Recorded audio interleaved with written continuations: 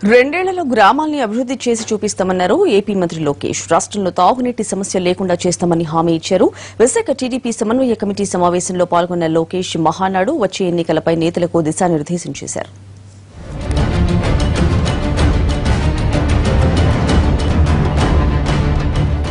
AP CM Chandrababu America టూర్లో బిజీగా ఉంటే ఆయన తనయుడు లోకేష్ విశాఖలో బిజీగా గడిపారు. ఐటీ మంత్రి హోదాలో తొలిసారి మధురవాడ ఐటీ సర్జ్ను సందర్శించారు.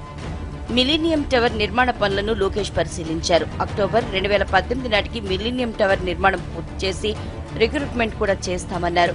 కోర్ జాబ్స్ లో స్థానికులకు అవకాశం ఇస్తామని చెప్పారు లోకేష్. రెండేళ్లలో 1,00,000 ఐటీ ఉద్యోగాలు ఇచ్చి తీరతామని చెప్పారు. రివ్యూ చేసానికి వస్తాం జరిగింది.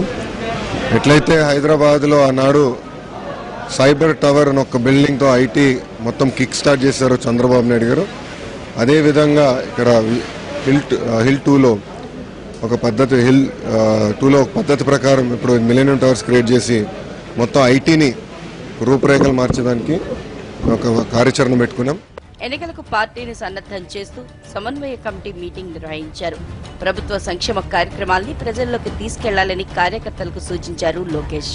ప్రతి గ్రామంలో అభివృద్ది చేసి చూపిస్తామని, 2019 తర్వాత ప్రతిపక్ష నేతలైనా టీడీపీ వేసిన సిమెంట్ రోడ్లపై నడవాల్సిందేనని తేల్చి చెప్పారు.